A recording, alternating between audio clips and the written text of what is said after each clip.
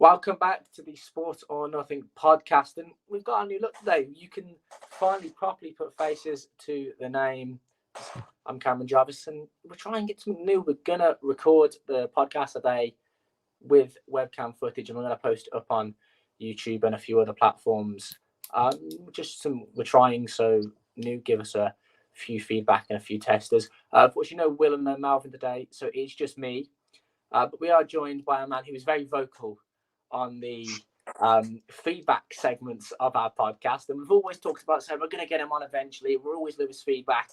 Huzafia's finally here. Huzafia, finally welcome to the Sport or Nothing podcast. Thank you very much. I can imagine a lot of your viewers have been hearing Melvin and Will all these months, and they see me and realise, wait, that isn't Melvin or Will. But yeah, it feels a bit like Mbappe to Madrid. It's always happening. We're just waiting for when. Yes, absolutely. But I'm here now, so let's get cracking. It up. Yeah. So do you want to sort of give us a bit of an introduction, give our viewers an introduction about sort of who you are, what you do? And I know you've got your own podcast yourself, which I've been on, and you let me have free advertisement on that, so I'm going to give you free reign to advertise it on here. Beautiful stuff. So obviously I'm doing the same course as you are, the sports journalism course at Solent, and I've been dibbly-dobbling in some podcasts, load of cricket stuff on my YouTube channel, which is just my name, Huzafia Yousafzai. I'm sure you can find it in the bio somewhere at some point, Cameron. So just a load of cricket stuff, cricket videos, news, updates, talking topics, all that sort of stuff. And hopefully we'll be continuing with podcasts, maybe not on that channel, but some sort of podcasting in the future. So keep updated and we'll see what's going on. Yeah, like you say, podcasting, you coming your way very soon. Now, this sort of style that we're doing today, I basically nicked it off you at the end of the day. Yeah. So even the website. Yeah, even the website. Yes, very true. So you mentioned your podcast. That's cricket, very central cricket focus. Mm-hmm. So talk about the podcast and your sort of story, and why you chose cricket and how you've gone through cricket in your life, basically. Yeah, so came from mainly my dad. No one on my mum's side ever played cricket, and they weren't really interested. A couple of footballers, but yeah, growing up, my dad used to play for the local cricket club, and he played a lot more when he was younger as well. But so growing up, he played a lot for the local cricket club, and I'd always just be down there watching him play. So it's one of those natural things. While you're watching him play, you end up grabbing a bat and ball and playing with the other kids who out there watching their parents as well. So just managed to get along with it, got stuck in, and now I'm stuck in a green field every Saturday chasing a leather ball for 9 hours. So life's great. That's nice. Well, it depends where you sat. Are you in the slips? You at square? Nah, I haven't qualified for the slips yet. You have to be 45 plus for that. It's for the blokes who can't move, which isn't me quite yet. It won't be long till I can't move, but not quite there yet. So lovely. And then of course your podcast. What's like? I know you've got sort of two. One mainly focuses on England, and then one sort of international rise.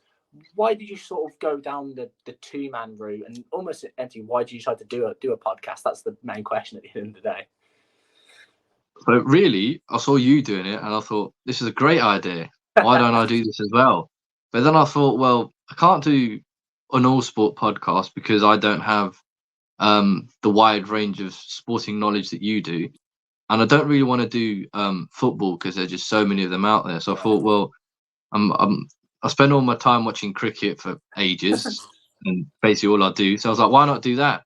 But then I realised that there's so much cricket going on that if I fit it all into one video, it'd just take ages. So I decided we'd split it up. One England focus for all our British viewers, English fans, and those who are interested in cricket outside of England, which there's loads of, I promise you, they can all pop in and watch that as well. So there's a split of choice, and it's up to you. You can watch both or whichever one you fancy. Perfect. So we'll get on to the talking topics of today now. In these 5 minutes, people will either go, no, it's cricket, let's have an interest, or they'll go, let's fast forward to somewhere else. But the main topic today is England versus India. The test match is series, I should say, is just finished. We're going to get onto the sort of depth by depth or in review analysis of each game. But overall, what are your thoughts on the series? I know England started well and they tailed off towards the end. How did you think the series was overall for England? I think firstly, before I get to England, I think the series as a whole was actually very, very good. Often teams go to India, and because India are so strong, they haven't lost a test series there since England last beat them back in 2011, I believe. So almost 13, 14 years now since India have lost a test series at home. Most teams turn up there, get rolled, absolutely smashed. But I think the fact that England won the first test just kicked the series into life, because we're like, you know what, we could be in for a real battle here. And instead of just being 3-0 down or 2-0 down after the first two tests, and everyone's going, oh, we're going to have to drag along for 4 more of these or whatever. So it turned out all right. And even like on the pitches and the fans and everything, pitches were great. There was no like dodgy turning dust bowls that turned from the first minute or whatever. It was actually very good cricket all round. And I know the scoreline was 4-1, but it doesn't actually reflect that. It was a pretty good series for 85% of it, till obviously England tailed off right at the end. Yeah, absolutely. And you mentioned those pitches in India. There was a lot for everything. You know, we rarely see pace doing so well in India. But Jimmy Anderson, Stuart Broad. It's like clockwork. Yeah, he is. Still miss him. Miss him already. James Anderson, Mark Woods, Ollie Robinson, Jasprit Bumrah all contributed with wickets in that series, and that was a real change of almost fortune and change of vision that we hadn't seen in India in a while. That these pace bowlers were almost at points outshining the spin bowlers.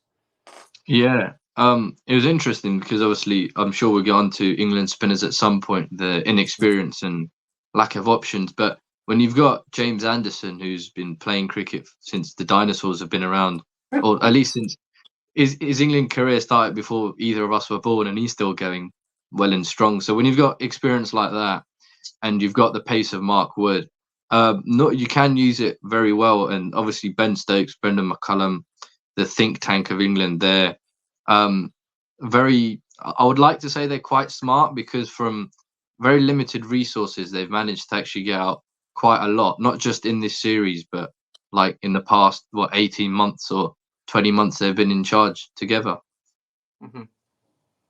Yeah, no, it is really impressive what those two have done. I know we're going to get on to Bumrah and Anderson and all that sort of in depth in a minute, but we'll go all the way back to basically February. Long time ago now. Yeah, start off with the first test in Hyderabad.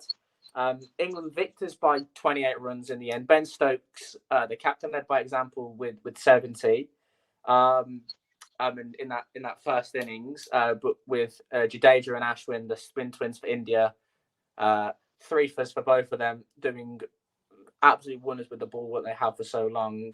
And then you go into India's batting with the absolute emergence of Jaiswal with his 80. Rahul an 86 and Jadeja for an 87. That was a real sort of set in stone for England. Okay, Jaiswal 80, Rahul 86, but they still pressed on and they still showed that they could get a result in that first test. I mean, how do you think, looking at that in depth, that first test, how do you think it was?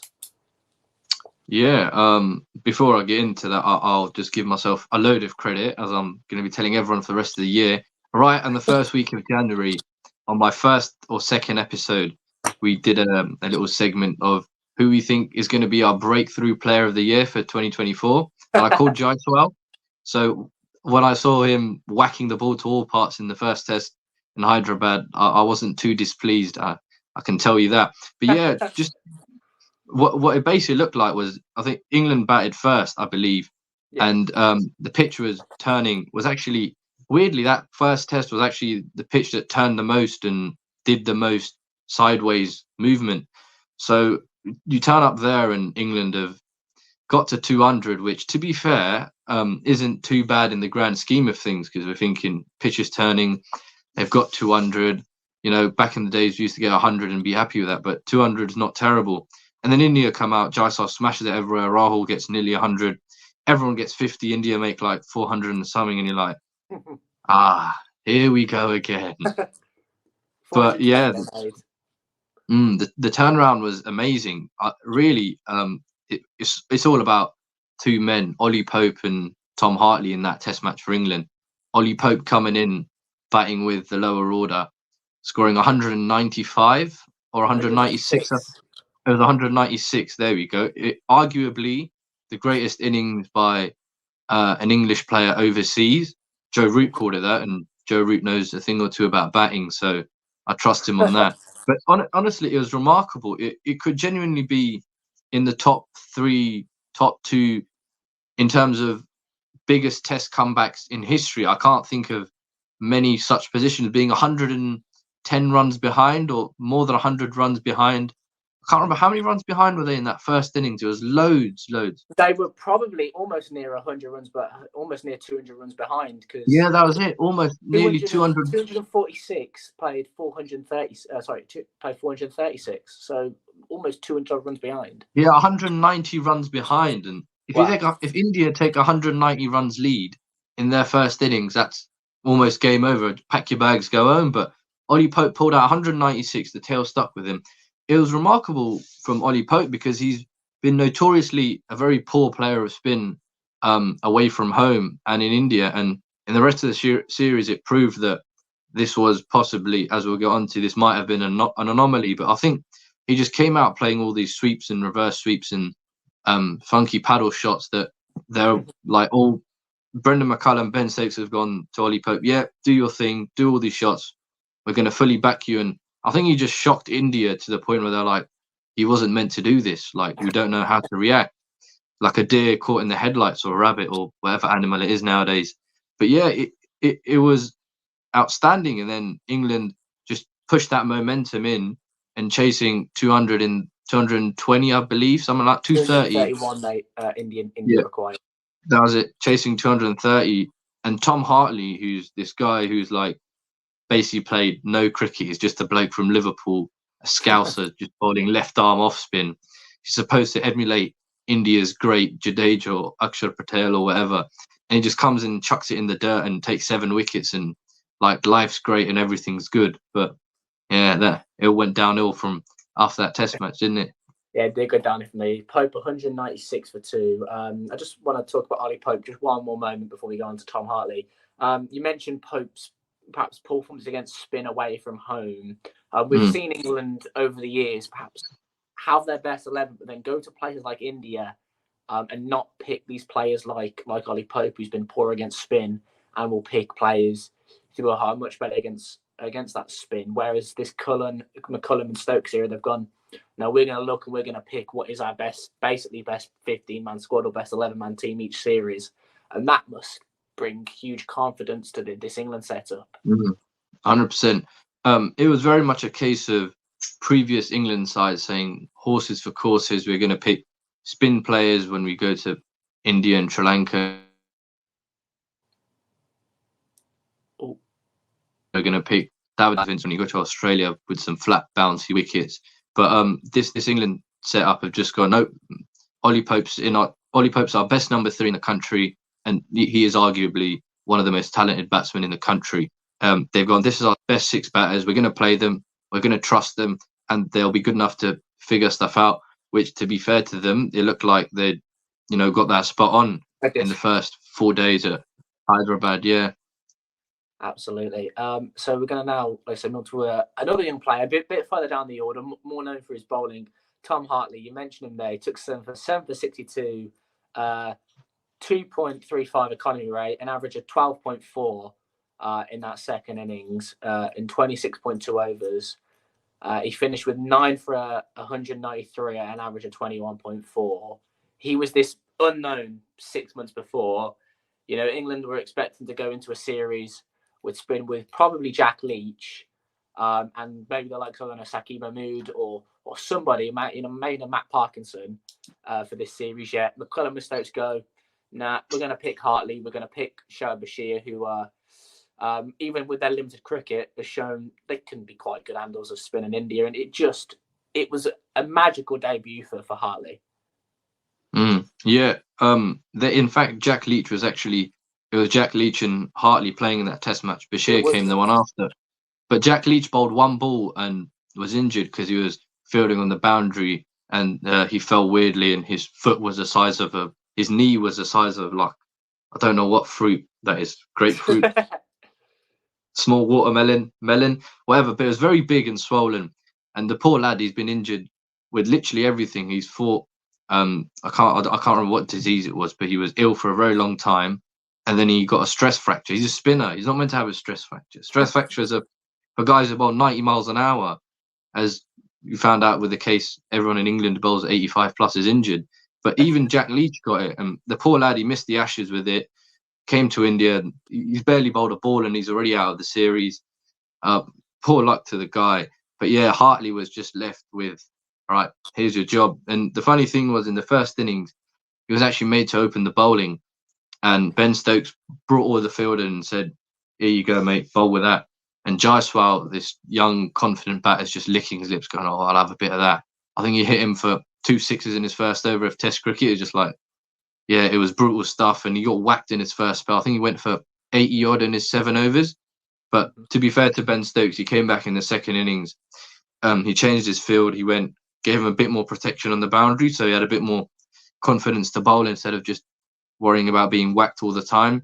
And he came back in that second innings with that confidence that Stokes had given him now, and delivered the goods, which is just remarkable, because you've never seen this. I think the only other places he's got a professional fifer is like some place in Liverpool, Billericay, somewhere in Hampshire, and someone else like that. But like, it's just unbelievable it's incredible how he's done that. Impressive. And then him and Bashir, like we say, we'll talk about Bashir in a minute, because he came in for the second test alongside Jimmy Anderson, and just showed a real level of maturity that we haven't seen. I know we'll probably, after this review of the test match, we'll talk about those 2 more, but we'll move on to the second test. India 106 run victor in the end, and your man Jaiswal, we'll speak about him now. I mean, this young man, I know it's in India, and I know you can claim and say, oh, they're mainly flat decks, and for an India batsman it's really easy. It's not difficult to bat in India at any stage, but he has, and I know he'll have to come to Australia and England and New Zealand and swinging pitches to really show himself, but he's started a bit well to his test career, hasn't he? He's averaging something like 70, which is like the next best since Bradman. And like, apparently there's this thing in basketball where it's like there's a shirt that you can buy which is the best, not since Shaq or something like that, but literally, like, the record's insane. Like, this isn't meant to happen. And to be fair, when I saw him, and as you said, the pitches in India can be flat, but when he scored his double 100 in that first innings of the second test, he scored 210, and the next highest score in his team was under 50. I think it was 46, I believe, by Shubman Gill. So no other batter has got more than 50, and this guy's got 200 on his own, and almost single-handedly put his side into a position where they can win from. Yeah, very, very impressive. I saw that double knocking. You when England are skitting away these wickets, you're like, oh, we'll get him out here. And Jaiswal, like you say, comes and absolutely knocks them all out of the park, and a real level of maturity for such a young age. We'll switch again to the England camp. 3 firsts for Anderson, Bashir on debut, and Rian Ahmed. We'll start with James Anderson. A lot of eyebrows raised that he wasn't picked for the first test, but that sort of calmed down after when he then came in for the second test. After a relatively poor Ashes, I think he got 2, maybe 3 wickets. Yeah, not many in that series, and people were thinking, is he past it? And Jimmy, he would have loved to have got wickets in that Ashes series and had 700 wrapped up by then. But he came back. He got 3 for 47, 4 maidens at an average of 1.88. He kind of just almost silenced everyone and said, I don't care if this is India, mate, and I don't care if you're saying I'm washed. I'm going to come and absolutely cause havoc for you. Yeah, it kind of feels like he's going to do this forever until he's 75. I might be dead by the time, and he'll still be playing for England and taking wickets. He just never seems to get worse. If anything, he seems to get better. Because like I remember in that first innings, he was bowling to Shubman Gill, and Shubman Gill's one of the premier batters in the world. Forget about just young batters, one of the best batsmen in the world. Has been smashing it in white ball cricket everywhere. Hasn't got everything perfect in red ball cricket, but serious player, that kid. And Jimmy's come in, set him up beautifully, couple swinging away, one swinging back in, and he's nicked him off, caught behind. And like we've all seen this replay 4,500 times. Jimmy nicks them off, in, out, and it's just brilliant to see a man that can consistently do this for so long. And it's almost a case of him saying, I know they didn't pick him for the first test because pitch was spinning and whatnot, and they picked Mark Wood. He didn't have the best game. He didn't even get a wicket in that game. But yeah, Jimmy's been doing this forever. He just comes in and says, I'm not finished, guys. I don't care how old I am. I'm going to keep going and keep doing what I've always done. And scary part is he just seems to get more and more skillful. Yeah. It's absolutely remarkable. I don't think we'd ever consider playing high-level sport till we're 40. I know the next Ashes is going to be when he's 43. Oh, yeah. In Australia, and it's such a strange one because he didn't take wickets in the Ashes, Jimmy, but economically he was still the James Anderson that we knew. He just was perhaps lacking that natural sort of wicket taking ability. Yeah, and then he comes to India, like you say, and it's that setup of either the inner of the in swinger, or he sets them up with the nip backers and the away swinger, and you think to yourself, he's done this for so long. Surely someone's going to figure him out eventually, but no, because he's Jimmy Anderson, and when you think you've got him figured out, he'll just come back and he'll maybe have one fraction that'll just seam a fraction more or swing a fraction. Oh yeah, and he'll get you wicket. It's that remarkable, isn't it? It's remarkable. It's like everyone thinks, oh, I've seen this setup before. The batsman he thinks he knows exactly what's coming, but Jimmy's 3 steps ahead of everyone. He's been playing 4D chess his whole life. He knows all the moves. And he just changes the moves every time. I think he must have a massive notebook or a mental notebook in his head of every single tactical setup possible. And he'll just change it a little bit each time just to keep them guessing. And he's that skillful enough. He's got that much control that he's basically got batsmen on a string quite a lot of the time. And he just knows where to put it. He knows what to do. And he knows what to change at the right time, which is something you can't buy unless you've played cricket as long as he has. Absolutely. We'll go on to Shoaib Bashir and Rehan Ahmed next. Rehan Ahmed had a really good series with the white ball in Pakistan last year, and then of course he had the series and they also had the red ball series in Pakistan, or white ball series in Bangladesh. Sorry, and then he's picked for here as basically a second line spinner behind Jack Leach, of course. But he almost very quickly had to become a frontline spinner for England, as he was the most experienced spinner on the pitch. He got 3 for 68 in the first innings, and then his what was now your second line spinner in Shoaib Bashir, 3 for 138. I know England, we've never been, since definitely Graham Swan, in terms of talented spinners, but it must be promising to see Bashir and Ahmed and Hartley do so well, at least, if not in England, at least while in the subcontinent. Yeah, it's very interesting because, as you said, since Graham Swan, the most talented spinner we've had is probably Moeen Ali, and he wasn't actually meant to be a spinner. He was a number 3 batsman who decided to bowl some offies and turned out he was half decent in the nets. So to see guys like Shoaib Bashir and Rehan Ahmed come through, but bear in mind, these guys are really young. Rehan Ahmed is 3 months older than me, and Shoaib Bashir is like 7 months older than me. So these guys are very, very young. As I said, they were both born after James Anderson's international career started. So I think the England setup have realised that if we keep picking like good county championship spinners, the likes of Dom Bess, Liam Dawson, Matt Parkinson.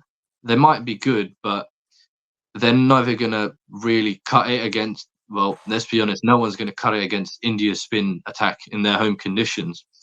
So they almost put a gamble in and said, all right, we're going to invest in these young spinners who are highly, highly talented cricketers.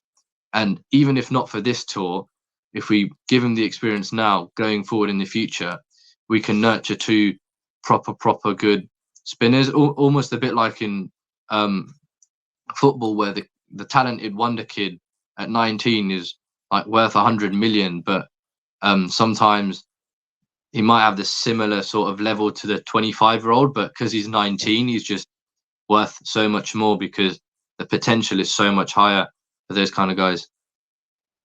Yeah, and how beneficial is that? I know we haven't seen this much in England before, that we are taking these young spinners now and not only integrating them with the setup, but integrating with the fans so that they can, like I said, be in the setup now for the next 10, 15 years. Hopefully. It's got to be very beneficial and something that we rarely ever see, especially in England. Yeah, it's never, I can't honestly, like, remember the last time England picked a really good young spinner for an overseas tour. Normally what happens is that they'll pick someone, Dom Bess and Matt Parkinson, they'll give them one game and they'll get smashed because obviously being a spinner in the county championship on wet, muddy puddles in April is a lot different than playing on spinning wickets in India where there's a lot more pressure because you're the main man, you've got to do it instead of playing in England where you're almost a side piece in another game of chess. So these spinners they've really been put in at that point, and they're trying to show them that you guys are going to be the main men. You guys are going to be the guys who are going to have to do it. And as you said, it really is very beneficial to get them stuck in, and something that we've not really seen before. Absolutely. We'll now switch to the England second innings. We'll start with a man who was on the firing line going into the Ashes and weathered the storm in Manchester, literally, so to speak. Zach Crawley, a man who has never been notoriously had the chance of playing against spin just because he's always been out before the spinners come on. 76 for him in the innings, England's highest average run score in the series, with an average of about 40 odds. What did you make of Zach's second innings knock in the second, but also his series? Yeah, it was really weird because I remember right at the beginning of Bazball when Brendan McCullum said, and Ben Stokes said, yep, we're going to stick with Zach Crawley. He's our man.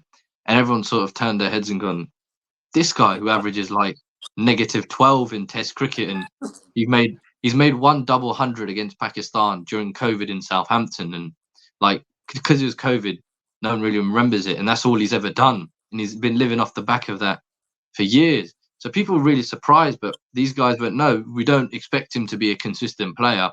We expect him to, have low days for quite a while, but on his high day, he's that kind of player that when he's going, he'll make really big innings.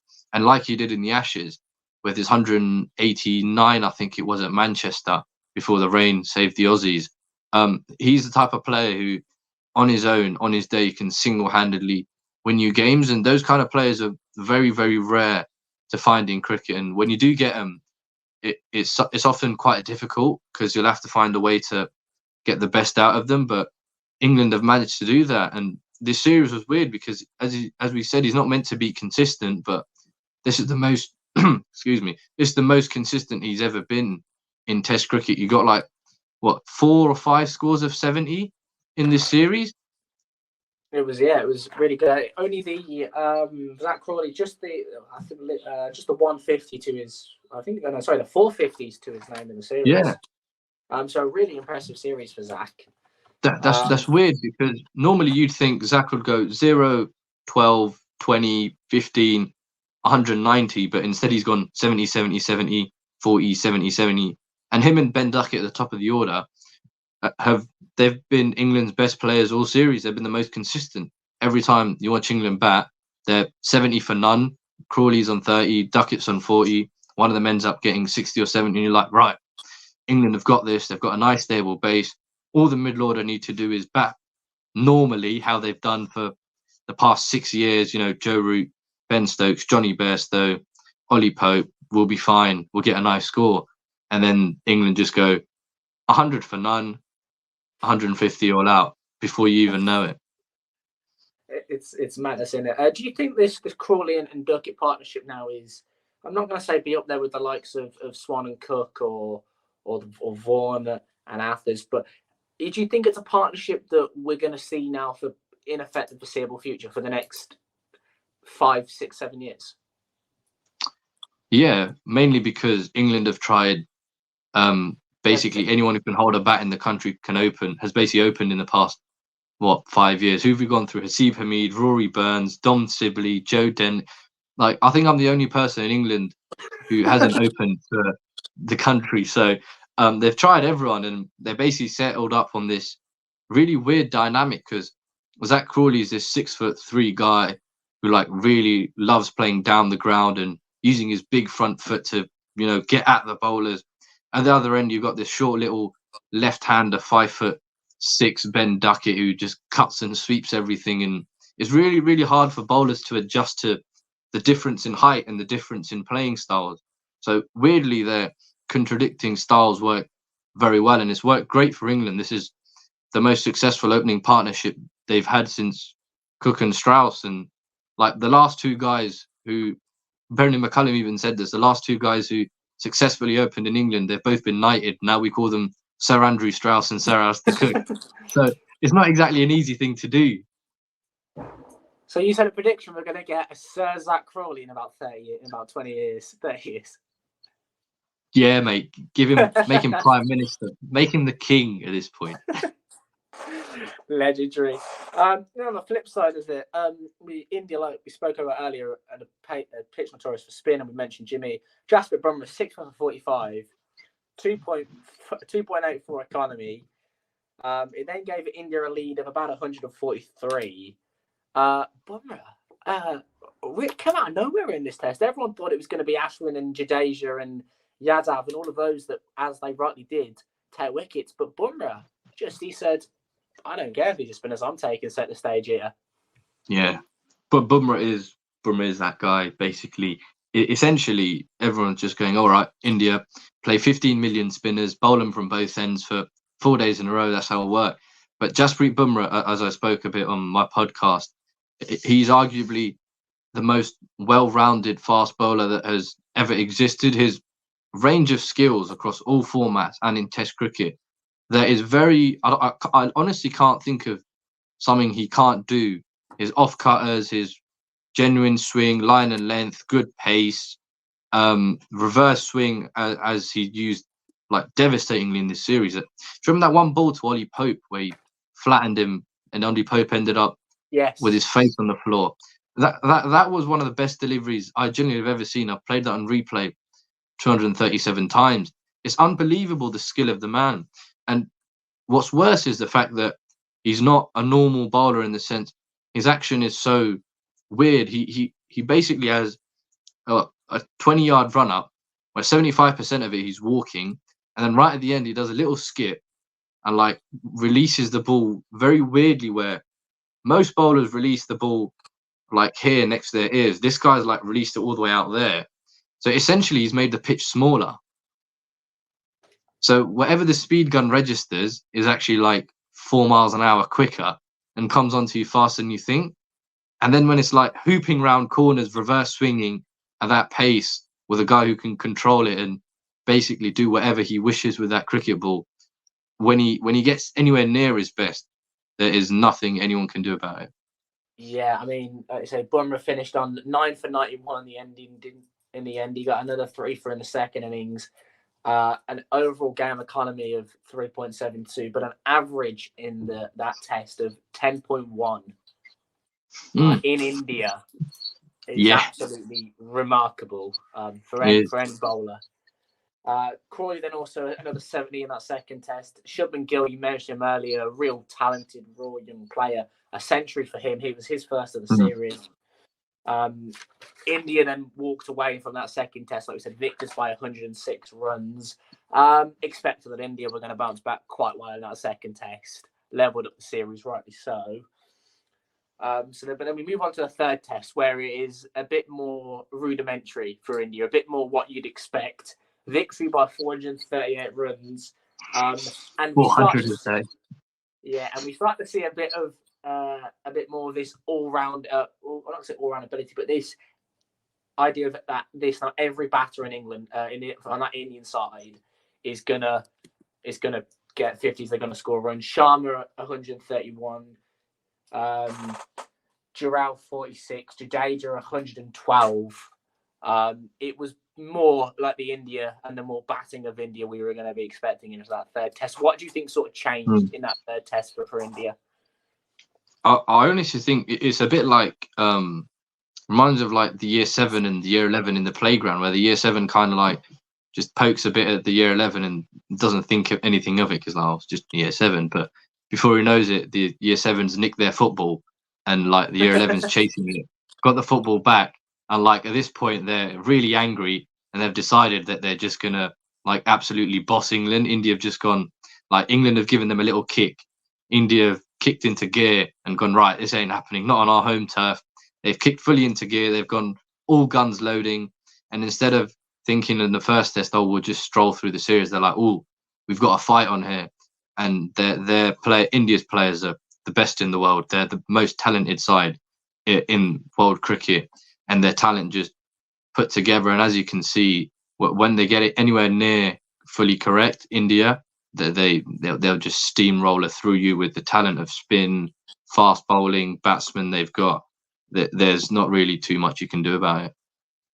Absolutely. I mean, Rohit Sharma said earlier this week, we've seen the likes of Dean Elgar almost forced to retire. We've seen David Warner not necessarily forced to retire, but the pressure of him, okay, I'll step away. Sharma said, very similar to Jimmy, the older I get, the better I feel. I continue planning on playing. And the Indian cricket boards have been known over the past couple of years to drop players and almost force them into retirement. They've almost given Sharma their backing as well. And for an Indian fan and also for cricket, that must be great to see that Sharma's a player of his talent isn't going to stop anytime soon. Yeah, Sharma's a weird one because he actually played a lot when he was younger, but I wouldn't say like Zach Crawley, because Sharma's 25 times the player Zach Crawley is. But it was similar in the way that Sharma at the beginning, everyone could see he was very talented, but he really couldn't crack it in Test cricket, and he matured and he bloomed very, very late into his career. And I think that's reflecting now, like how he's going on with it, because he's realised that all those years at the beginning of the career, he missed out on his big run scoring. And now that, he's figured out his game, he knows what he's doing, he's like really good now. He's decided that there's no reason to stop. I'm going to milk as much of this as I can until my body physically won't allow it. It kind of reminds me of a bit like Luka Modric, where this guy's like in his late 20s, it turned up at the biggest club in the world, Madrid, and Sharma, the biggest job in the world, the Indian captain, 1 billion fans behind him, and he just keeps getting better and better every year. And you're like, all right, I've seen everything now, and now he does like gears up another level you didn't even know he had. And it's truly terrifying when he's in that sort of peak with all these young batsmen and other guys around him, and being the leader of that side. It's truly terrifying for the rest of the world. It's absolutely terrifying. And as an England fan, when Sharma gets in, it's not a sight you want to see as an England fan. As a cricket fan, it's an absolutely wonderful sight to see.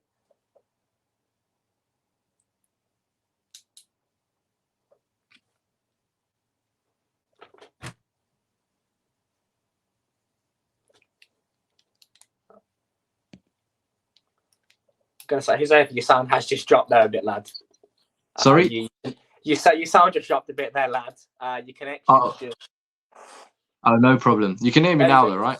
Yeah, you're back now. This is what happens. First attempt, a few technical issues. It's standard. Yeah, we'll be fine. Again. But yeah, as I was saying, Rohit Sharma, he's so elegant. He's not the most physically astute athlete, basically. I'm trying to not call him slightly chubby, but essentially. But he's so elegant. It's like watching Hazard sometimes, where like this guy is just absolute class. He's just quality, and his timing is brilliant. His game knowledge is excellent, and yeah, it's just wonderful to see. Even as an opposition, maybe not if you're an England fan waking up at 4 a.m. watching him smash the bowlers to all parts and thinking, "Why did I wake up for this? My sleep is more important." But yeah, it's great for everyone to see Rohit Sharma doing well. Brilliant. Mark Wood, he did have a great first innings. He came back in that first innings though, in the third test in Rajkot with 4 for 114. Finally showed almost why you've got to take a guy who bowls 90 plus miles per hour to India. Yeah. The first 6 overs of that game, I think he got 3 wickets on like a actually kind of juicy wicket where there's a bit for him. He nicked a couple of guys off, hit Rohit Sharma in the helmet. And Rohit Sharma is the best player of the short ball I've ever seen. He rarely ever misses it. Every time you bowl him short, it just goes like 80 meters away into the stands. And Mark Wood's hit him in the head, and everyone's like, "Oh, here we go. Come on, England, back in the series." Mark Wood's got 3 on the early morning. We've ripped through the Indian top order. We're right into this, but no. Yeah. No, just no. It's not going to happen. It's not going to happen. We then, England had to have a chance to respond to that 445 from India. They did a pretty good job with 319. Ben Duckett 153. Captain Ben Stokes contributed with 41. And then it was the turn of Mohammad Siraj, who was probably since his debut tour in England in that 2021 series, where it was the first time he'd been on English soil, where he really set the world alight. Ahead of the likes of Shami and Bumble and all that. Hadn't seen much from this season, this series. Came back in with that 4-fer. So a real balanced first innings from England with them with the bat and India with the ball. Do you think England perhaps needed a bit more than 319 at the end of that first innings in that third test to give them a shout? Yeah, at one point England were like 200 for 2. Ben Duckett was, how much Ben Duckett make? 150 something? 153. Yeah, that was it. At one point, England were 200 for 2, and like everyone was scared. Even India, who'd scored 1,000,000 runs, were like, "Oh, England could get 500 here, like they did in Pakistan that one time." But a recurring theme, as we'll see in the rest of the series, basically since that first test, England started really well. You think they're going to get 500-600, but they just lack the ruthlessness. England are very good at bouncing back from when they're behind, but when they're back on top, they really struggle to stay on top and be ruthless, which at 200 for 2, 100 for 1 throughout the series, even in this test match, the middle order just didn't turn up. All 5 tests, all 10 innings, the middle order didn't turn up at any point, and they just fell off every single time, and England would collapse from a great position into a heap of being well behind India. Yeah, of course. And we'll talk about that middle order sort of after this match overview, because I know there's a few players with question marks coming into the summer. You talk about England being on top and then not capitalising, lacking that almost ruthlessness. What do you, as someone who's watched cricket for years and years, put that down to, that England just for some reason love a comeback but just can't maintain a solid position? What do you put that down to? Sometimes I think. Is he frozen? It's happened again. There you go. I can hear you. Lovely. But yeah, as you said. Can hear you. Your camera's just froze on my end. Okay, it's fine. You can hear me then. Yeah, all right. You're back. Lovely. Yeah, so it's essentially what it is I think it's the Jekyll and Hyde of Bazball, the good and the bad.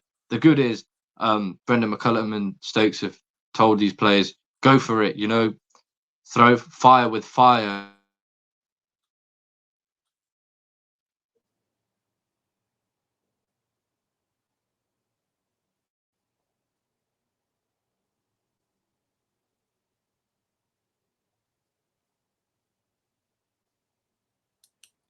So your audio's gone again, Huzafia. I'm back. He's back again. It goes, and then he's quiet for like 20 seconds, and then it goes. So, yeah, you say that. I know you said fighting fire with fire. We've seen it in England a lot as well. Just is it down to that fraction that you said Brendan McCullum's like that back and you're not going to be dropped. So they almost feel like this laissez-faire of they can play with freedom, and who cares if they have a series where they average 10? They're not going to get dropped. Is that an issue that we could think? I wouldn't say it's an issue, but it's something that definitely needs to be in the players' minds. That I know that the coach is giving you a backing, saying, "Go on, you can do it. We've got your support." But there's a difference between having support and being undroppable. No one should be undroppable. So I think putting a bit of pressure on the players is very important. But it's also just down to the fact that these players almost get caught up in the narrative of basketball where they're on top and they're like, oh, we're just going to be this entertaining team. We're going to throw fire with fire. Who cares what happens? As long as it's all fun, right? But sometimes at certain points, you do have to just make sure that you get the job done. Like, no one's complaining if England win the match, because even if England are at 50% of their entertaining scale, they'll still be the most entertaining Test cricket side in the world. So they don't need to be 150% full entertaining every game. Even if they're 50%, 60%, they're still incredibly fun to watch, and they'll win 20% more Test matches, which is, I'm sure, what every England fan wants, instead of being on a roller coaster that just ends badly every other game. Absolutely. Do you think then, we'll quickly do this before we get on to the rest of the games. Do you think Brendan McCullum needs to put this pressure now on the likes of Johnny Bairstow, maybe, I don't know, a Ben Folks, or just someone, and just show a bit of a warning and drop them and just say, we're giving you this backing, but you are not undroppable? Do you think we need to see that in the summer? I think what normally happens is, as we've seen in a lot of Ashes tours away from home, Big Five Test match series, they go badly wrong. Everyone disappears, the players change, everything gets thrown out the window, and like it just feels like there's a fresh start.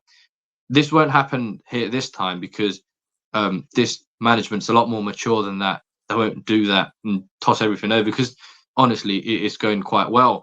But what I do think will happen is England are playing West Indies and Sri Lanka in the summer. Yeah. That's 5 Test matches against I know they're still very good teams on their day, but this isn't India and England. This isn't India and Australia, the best sides in the world.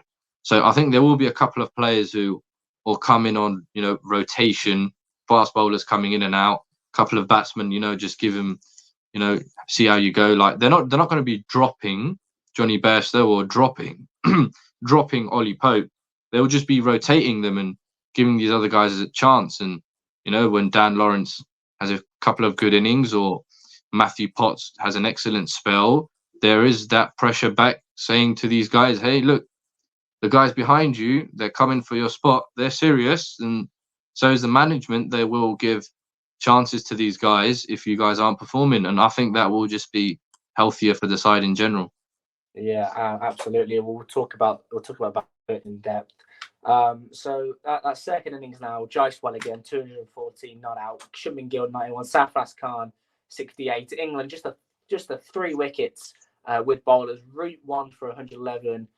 Ahmed for 1 for 108, and Hartley 1 for 78, and then 1 run out between Stokes and Hartley. India just took it to them in that second innings, and then in terms of England's batting, the highest score was Mark Wood with 33. Folks 16, Stokes 15, and 12 extras. It was just a shambolic of a second innings, and I think at that point England was on, let's try and go on to the next test. It was not a great example of chasing down. I know they chased down 500 odd, but they almost just went, and you saw, I think, with Ben Duckett quietly on, just almost. This really annoys me about bad balls coming down the wicket or reverse sweeping and playing silly little shots of throwing the wickets away instead of having that temperament about it. And I almost think that has been lost under Bazball a bit. Yeah, what test was this? Third or the fourth? Third test.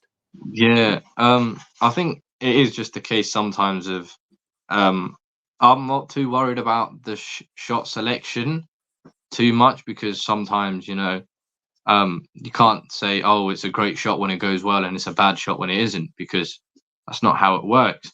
But I think it comes down back again to that ruthless nature, where they're not as cutthroat as they should be, where it's a lot more of, sometimes you feel like they're playing these shots for the sake of it or for the sake of entertainment when there are better options out there.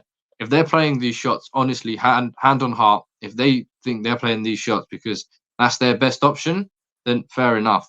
But often it feels like they've got other options that they could be using and probably should be using, but they end up using the more flashier one because, let's be fun and entertaining, I guess. Absolutely. So good fourth test in Ranchi. Now India put themselves through one up in the series. They've got 357. Really good start for England, actually. Joe Root with a lot of criticism that he hadn't played well that series. And then he comes back with a 122 of a not out and sort of showed everyone that he's basically England's best batsman and he's not going anywhere. Yeah, Joe is very, very good at cricket. 10,000 test runs, probably the best. I mean, certainly I think the best batsman England have ever produced, him and maybe Kevin Peterson. Kevin Peterson probably had a wider range, but in terms of just general art of batting, I don't think England have ever had anyone better than Joe Root. All conditions, ever around the world, when his side needs him the most. And he kind of had an off series until that point. It felt like he'd a bit lost himself. Weirdly, this was the first game that India didn't play Jasprit Bumrah, who'd got him out already 3 times that series. And, no shame in getting out to Bumrah, but I think Bumrah did kind of have his number at times, and he was playing with Joe Root's mind. So no Bumrah for that test. Joe Root knuckled down and showed us why he is Joe Root. Yeah, a 4 for 67 for Jadeja. We'll talk about the Indian bowlers because Ashwin got a 5 for in that second innings. India, especially when they come to England, people have been going, let's pick Ashwin, but they've gone for Jadeja with that extra bat, or similar with Australia. But when they actually pick both of them, as a side, whichever format, you'd rather them just pick one than pick both of them because they are utterly lethal, especially when you've got them both operating from either end. Yeah. What is it about Jadeja and Ashwin that for so long people have just been, in awe and almost terrified of coming up to face them, especially in India and even abroad? I know, Ashwin does very good in Australia and Jadeja more so in England stats wise, but Ashwin especially, he's climbing that ranks list and that India bowling list. What is it about them? I don't think it's just them in particular. I think it shows India in general, a country of 1 billion people, to make it to the national team. Yeah, to make it to the national team, these guys are not just the most naturally gifted cricketers or naturally gifted spin bowlers in the country. These are the most intelligent spin bowlers in the country. These are the guys who know what to do the best, who've gone through all conditions the best. And when it comes to that level, when they've reached to the top in India, it's so hard to get to the top that basically you have to be so much better than everyone else. Ashwin's one of the most intelligent cricketer I've ever seen. Every single week he's changing his grip, he's changing something, he's thinking of a new way to get you out. Jadeja's a bit more simpler because, as with all-rounders, they're just natural freaks. Ben Stokes, Andrew Flintoff, Ravi Jadeja. He just fires it in. He bowls really, really quickly. And it's really hard because he gets it to turn and gets one to slide. And when the conditions suit India and those two are together, it's almost impossible to play because at one end, Jadeja's, fizzing you out with his incredible speed and spin and accuracy. And at the other end, Ashwin, like, playing with your mind and just torturing you. So it's awful when India get the conditions in their favour and end up picking both of them. Absolutely. 357 in that first innings, and then they bowled India out for 307. Hartley and Anderson with the wickets, Bashir with a 5 for again. It was Jaiswal against 73, Jarrell with a 90. Again, it was very much England on top, and then it all just came crashing down in that second innings. Out for a 140 odd, I believe, 145. It was just. Can we talk that lack of almost ruthlessness? But was it a lack of ruthlessness, or was it just India bowling very well again in that second innings for England?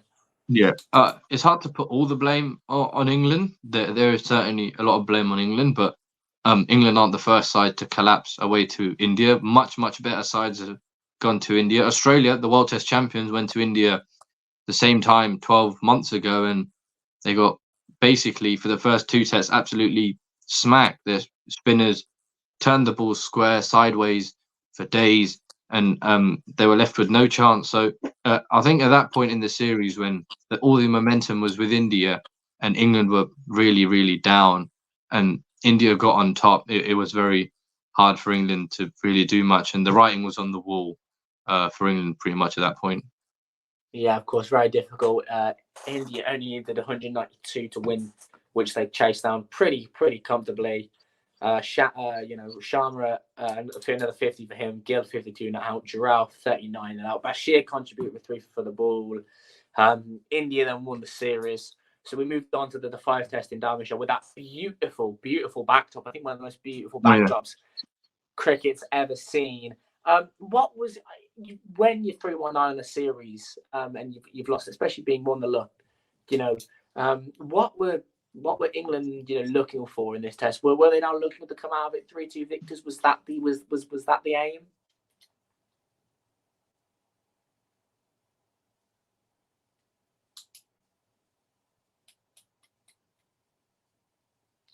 It's happened again.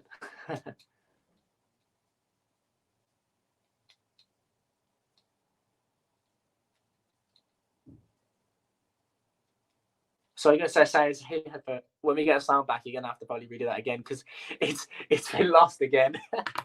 Oh, this is even anything for me. I love it.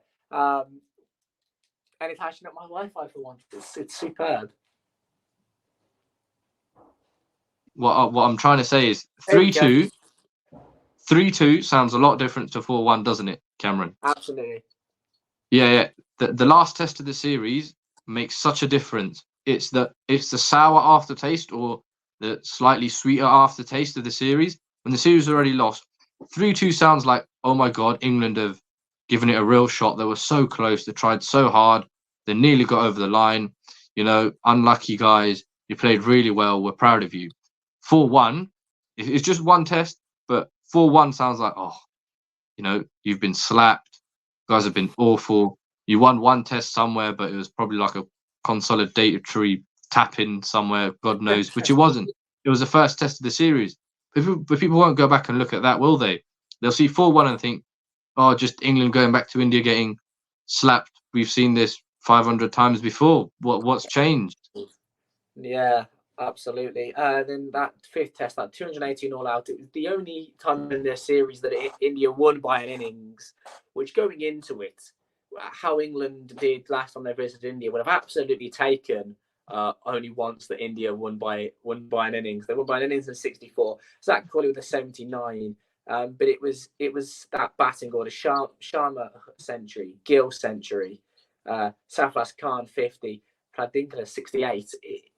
England would have very much taken that game with one innings defeat, but it was India that just said, "We're going to show you how dominant we've been this series." But basically, what happened was England were down and out in that Test match. They decided, right, we've been in this country for 54 days. We've been here before for the World Cup. It was awful at the World Cup in India again. We're going to have to be back for some of them are going to be back for the IPL in a few weeks' time. They've gone, right, let's all get home. What's the quickest way to get home? Let's lose by an innings and just get the hell out of here. Which, to be fair, 54 days is a very long tour. 5 Test matches is a long time. And I think at that point, they were just like, nah, let's just get out of it. And it very much looked like that kind of performance. Yeah, exhaustion, I think, come at that point. But 2 real positives did come out that final test. The first one was Ben Stokes returning with ball in hand. Should have probably had more than the 1 wicket to his name because he, of course, got that wicket. I think it was in his either first ball or first ever back. First ball. And then he nicked about, and then I think when I say he nicked Gill, or just nicked someone about 3 or 4 times after that. And unfortunately, either the slit wasn't in place or went through the slit cord. And so Stokes could have had more, but a real positive sign to see Ben Stokes back with ball in hand, taking wickets and getting outside edges. Yeah, Ben Stokes is a physical beast of nature. To bowl what he has over these years, basically doing all of England's donkey work, the bouncers, bowling quick 90 miles an hour, being the hero with the bat, being the fielder that he is. It's taken a lot out of his body, and as we've seen, his knees have turned to jelly. And I don't know who Ben Stokes' surgeon is. He deserves a knighthood. But in the space of God knows how many weeks, he's turned him around. Like, I've never seen someone come out of a knee surgery. Like, footballers get a knee surgery, they do their ACL, they get a knee surgery, and they've disappeared for they've disappeared for a whole year, or they're never the same in their entire career. This guy's come back after 10 weeks, and he's like, "Oh, I've never been gone." It's unbelievable, but he's just that man that, you know, when he's bowling for England and he's batting, it's almost like England have an extra player, and he is just that kind of player where he's just, like, can basically do anything for you in all three formats. He's so valuable for any side in the world, especially for England. Absolutely. Is he England's? I'll have to ask the question. Is he England's best ever rounder? And is he perhaps the best all-rounder of all time? Or does that belong to Ian Botham in the England category or someone else in the world category? England's best all-rounder, I wouldn't put it past. I think statistics-wise, Ben Stokes doesn't have very good statistics. Ben Stokes, I think Ian Botham, Andrew Flintoff, and maybe even a couple of others have had better stats in general. But it'll be very hard trying to explain 20 years after Ben Stokes has retired, trying to explain to the next generation that this guy is actually good. Because you look at his stats, he's got, you know, a couple hundred wickets and he averages 32, and everyone's a bit confused as to, like, you know, what's all the hype about. But he really is a man of moments. When you need him the most in the field with the bat or with the ball, he just stands up like no other player ever can. And for that, he will definitely have to be England's best all-rounder, or one of England's best cricketers. And I think the fact that his numbers aren't great will probably make it quite a harder chat in the world category, because there are other players who have done a lot more, but he's certainly not too far away from there either. Absolutely. And then we'll come back to the man we started talking about with the ball in hand, James Anderson, 41 years old, 700 test wickets, 8 behind the legendary Shane Warne. It's the most of any pace bowler. He's 100 behind Murray Lytton. I know we spoke earlier, but remarkable. But the big question is, can he'll most likely pass Shane Warne, but will he go to number one? I want to say no, because he shouldn't be able to, but he should never been able to get to 700. He shouldn't be able to get to 600 even. He shouldn't have been able to. He shouldn't still be playing. There's people in their mid-20s who are retired because of injuries, and this guy's still going. So I can't actually say no, because honestly, God knows, no one has any clue. But it's still quite a long way away. There's a lot of cricket to be played.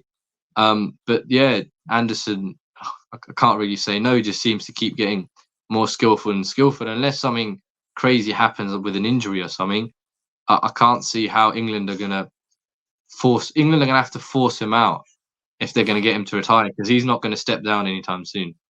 He's going to be carried out. He is, James Anderson. Mm. He's the best for me. He's the best pace bowler of all time. Is he the best bowler of all time as well, or does that belong to Shane Warne or Murray Lytton? Who does that honour belong to? I think James Anderson is definitely the best swing or seam bowler ever, but the best pace bowler, I think it's a lot harder. Sorry, yeah. As I was saying, I don't think he's the best bowler ever. He's definitely top 3 best fast bowlers, seam bowlers of all time. Skill exceptional, longevity exceptional. But for a swing bowler in his home conditions, I know he's done great away, but there's other bowlers who have done a lot more in the game. Glenn McGrath was unbelievable, averaging 21. And some of those West Indies bowlers in the mid-70s, when they averaged 20, and Courtney Walsh has got, I think, 1,000 and 1,400 first-class wickets or something stupid like that, an average of 20. And there are other bowlers out there who have done a lot more, but Well, I think what makes James Anderson stands out is how he's managed to keep his skill going for so long and keep leveling up. And his 700 wickets is, for a fast bowler, is something that's never ever going to happen again, because Test cricket is played less and less by the top players, and it's just being less Test cricket in general. And I know athletes are going to play later in their careers now with the advancements in sports science or whatever, but it's going to be like the Bradman record of 98.94, where you look back in 14, like in a few generations ago, that record's fake. Like, how on earth have you done 98.94? It's going to be like Messi's 92 goals in a calendar year, where you look back and go, right, that was definitely fake. How do you score 92 goals in a year? How does James Anderson take 700 wickets in a career as a fast bowler? The other day, I was actually helping out one of the third year uni students. They're doing something about fast bowling and how much force goes through your body. So it turns out, for someone like me, who isn't a fast bowler, I bowl incredibly slow, 65 miles an hour to be precise. I put 400 newtons of force through my front foot when I bowl, and I think that's around 407 kilos of force. So it's 6 to 8 times my body weight. For an elite fast bowler, every single ball, they put between, so guys who bowl 80 miles an hour to 100 miles an hour, so the top fast bowlers, Anderson, Broad, Nortje, Wood, they put 8 to 10 times their body weight's force through their front toe. And James Anderson, I saw a stat the other day where I can't remember how many thousands of balls he's bowled, like 40,000 test deliveries. And assuming his run up was 20 meters every time, he's run the same distance from Manchester to Milan throughout his entire international career, just from running up and bowling. Wow, And that's after incredible. every 20 meters, he puts what, like 700 kilos of force or something like that through his front foot. It's just insane. You're not meant to do this as a fast bowler. No, he's not. That is absolutely ridiculous. So, an overall, England got a win in the series. 4-1. Frankly disappointing. I don't think they walked away with more. But Jimmy Anderson, 700 wickets. Stokes back with the ball. Tom Hartley, 22 wickets, the most of an England bowler. Ashwin topped it with 26. That Crawley, the highest average of 40. There were a lot of positives to take away from that series with both bat and ball for England. Well, you mentioned the Test summer coming up with teams with Test matches against the West Indies and Sri Lanka. What I want to ask you now, we'll both give our squads here. For that first, I don't know if you would rather give your 15-man squad or give your 11-man squad, but for that first sort of test against the West Indies, who do you think would be the 11 that Stokes and McCullum would put out? And is there a place after break or a few tests for Johnny Bairstow in it? Well, the 11, I think, will be very similar.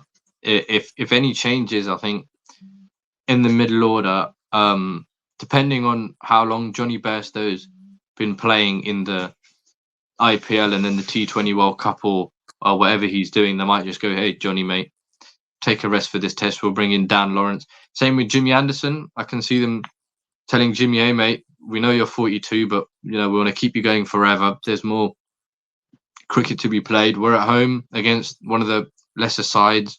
We're going to play Matthew Potts, who's been in great form. So I think those two might come in for the summer. Those two changes mainly. Chris Wokes, another one who could be back in, depending on Mark Wood's fitness. So I see those three pushing back in the sides, but I don't see a wholesale change because, again, these are the players that the England management trust. So yeah, I agree with you pretty much there, Jose, for about that time. I've got my test 11 here. So I'll do a graphic and I'll give my test 11 for the West Indies and I'll give your one as well. Mm-hmm. I've got Crawley and Duckett to open. Same. Unless the likes of Keaton Jennings or Rory Burns or whomever have an excellent start to the county season and absolutely the county season doesn't matter. It'll be these two. Yeah. Ollie Pope returning to get free from his injury. Yeah, he's been knocked down a bit injury prone. Same with Jack Leach, but Pope is very good. Rooting at number 4. I've got Harry Brook returning to the squad at 5. I know he's currently out with a family issue at the moment. and he's expecting to bat for the summer. And this man here is the future of England cricket. Him and Pope will be in the squad for years to come. You'd expect maybe after Brook retires to see Harry Brook move to 4, but he's taken to Test cricket remarkably, and really give the selectors a headache, because with him in there and potentially a spinner, you couldn't play the combination of Wood, Wokes, Broad, and Anderson at the same time without playing a spinner. So it was very beneficial. But fortunately, injuries aside, Ali moved up and it was all sorted. So I've got Stokes in at 6. He's going to stay at 6. I always think Stokes' best players come at 5 when he's got a bit of bat with him. But I don't see the only real other option is, and this is again hypothetical, you would move Harry Brook up to a number 3. But then at that rate, Pope probably playing at number 6, and I just think Pope's best place is 3 or 5. So I keep Stokes at 6. I'm gonna go, and I was considering Josh Butler, but I think he's just going to prioritise white ball from now on. I'm going to go with Ben Foakes as the keeper. England's best wicket keeper by an absolute mile.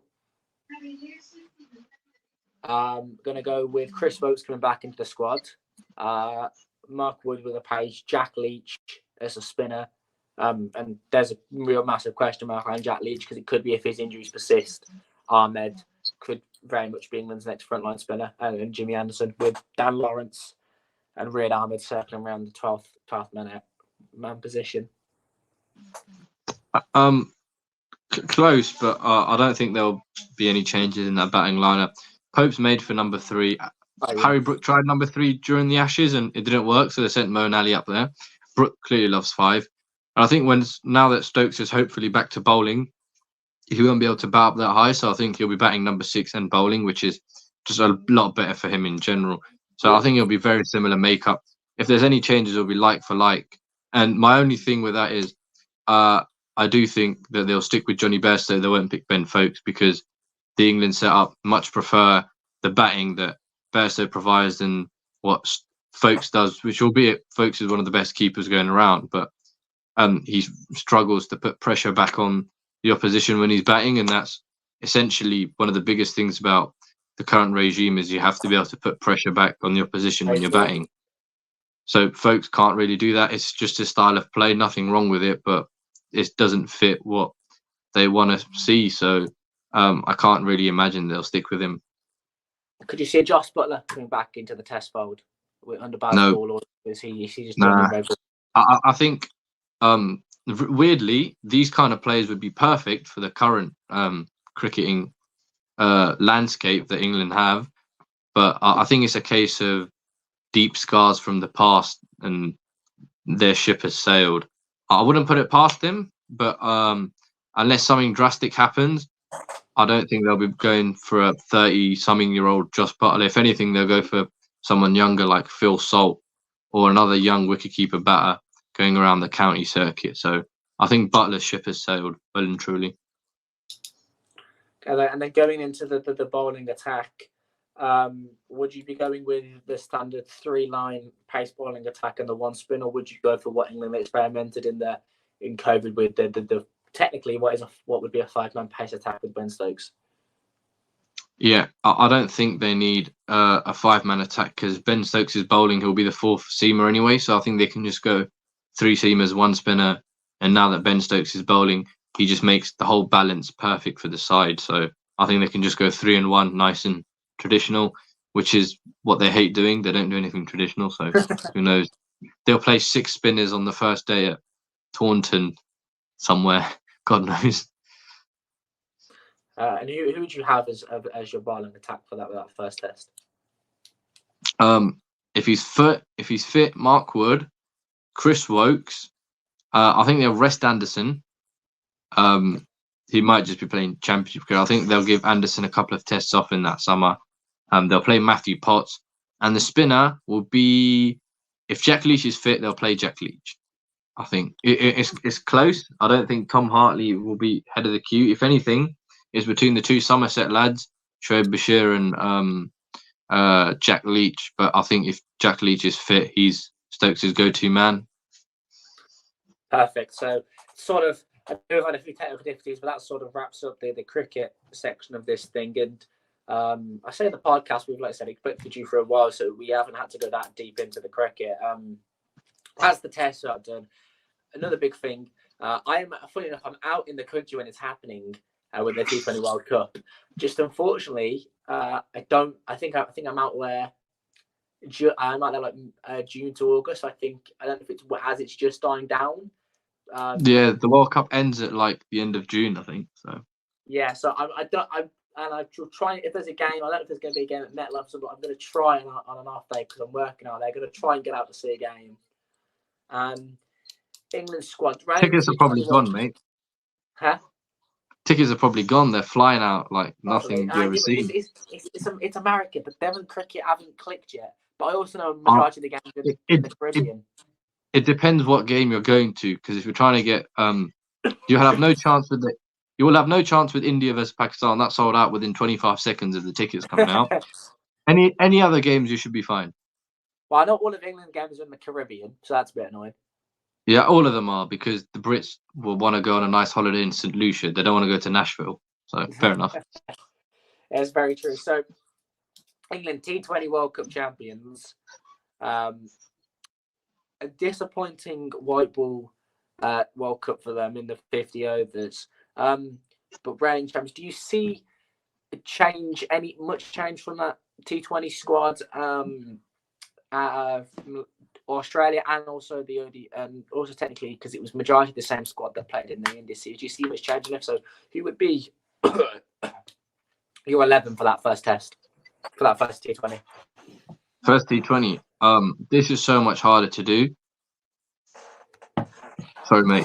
In an ideal world, who would be the 11 you would send out for that first game? It's so much harder to do because the test, it's not like the test squad where the regime has gone, yeah, this is our players, we're going to back them, this and that. England have so many white ball players.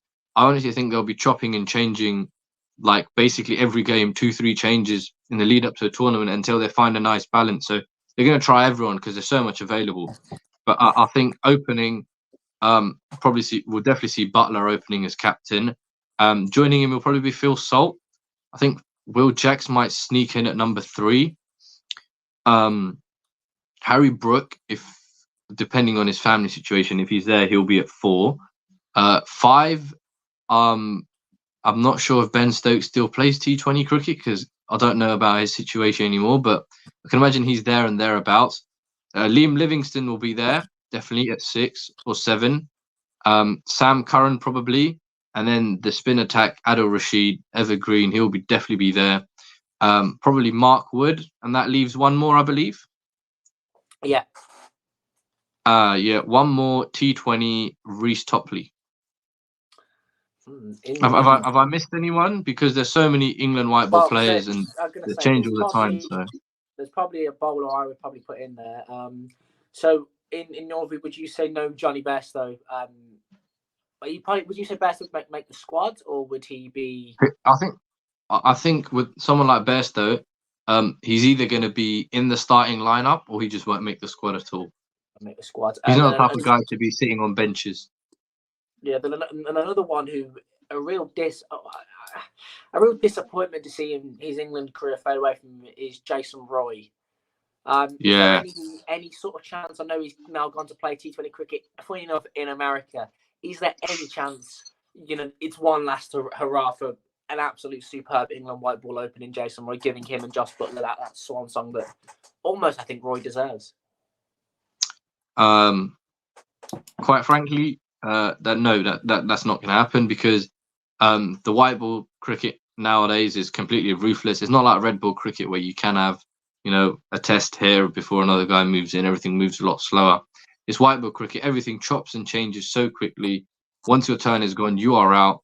There's so many new top order white ball batters in England. As I said, Phil Salt, Will Jacks, Harry Brook, people like Bairstow aren't even getting in. Josh Butler, Will Smead isn't anywhere near it. So I think Jason Roy is well and truly decided. Jason Roy is well and truly decided that franchise cricket, fair play to him. He's won a World Cup. He's won stuff with England. He's done what he's needed to do. He's had an excellent international career. Similar to Butler in the red ball side, his ship has sailed and he can run away into the sunset with the bag of millions he's earned in franchise cricket. And good on him. Deserves it. Absolutely. I'm just trying to think of my squad here. Where was for you Jason Roy and Lai is sort of an England white ball opener? Because he's a test career didn't even get it going. But in terms of a white ball batter, where does he lie for you, especially in this modern era? Oh yeah, that's so weird. We were saying earlier about England have tried everyone at the top of the order. I forgot they tried Jason Roy and Alex Hales as well. Literally everyone. But anyways, about Jason Roy, I think he did what before Bazball and McCullum was Owen Morgan and his white ball side, where they changed everything. Jason Roy and Alex Hales were the crucial part of that opening partnership. They were essential to it. And Jason Roy is one of the England's best, if not England's best white ball opening batsman for his peak years. He was just devastating, taking batting lineups apart. His 170 something, 180 at the MCG against Australia was just it was remarkable hitting to just watch someone take down bowling attacks like that, which we weren't used to seeing English openers do. You know, the traditional English opener leave the ball outside your off stump, play nice and late, let the ball come to you, and we've got this guy from South London with a heavy South African accent just going, "No, I'll bet you," in a horrible South African accent. But yeah. Incredible. So I've got my sort of 11 here. I'm gonna go with just because I'm not putting in my test 11. I'm gonna go with Bairstow to open alongside Butler. But I would expect that to potentially get chopped and changed, and you could see either Will Jackson or Phil Salt opening. But I think with the first one, go with what you know. So that means I'm going with Harry Brook at 3. I don't want Stokes any lower than probably 5, but he's going to be playing and going for 4. If Stokes isn't in this squad rapidly changes. Bairstow probably goes down a bit and Jacks or Salt open. So we going with Stokes at probably 5, Livingston at 6. I'm then going to go with Chris Wokes at 7. Chris Wokes? T20, yeah. I think he's got one more World Cup in him. And he was superb in that 2021 World Cup in Australia. I know it's West Indies. I know it's a bit flatter. But I think especially with terms of a T20 squad, you would want Chris Wokes there. Or thereabouts. Experience-wise, but depends on who else is around, really. There's Chris Jordan always seems to be making a comeback. Yeah, Jofra Archer, we haven't even spoken about him. God knows. I saw him. He's going to be fit. Do you see those videos of him bowling the other day in a warm-up game in India? He was with Sussex, and basically the opposition were a man short, so they just like to them. Because it's a friendly, they're like, "Oh, you can just have Jofra," and Jofra basically bowling to his own teammates. One of the stumps, he bowled the first guy, and the second guy got cleaned up and his off stump broken off, and everyone just turned around and gone, "Uh-oh." But yeah, he's horrible with injuries, so. We basically anything you can get out of Jofra Archer is a bonus, but it's not exactly like he's a banking option, is he? No, very true. So I got with Curran, then I got Mark Wood. Rashid. I think Rashid's going to be around here somewhere, and then it'll probably be. I don't know if they'll do what they did in 2021 and play both Wokes or Curran. They might with the other all-rounder, but if not, it would probably be Wood, Rashid, and one of Topley or Jordan.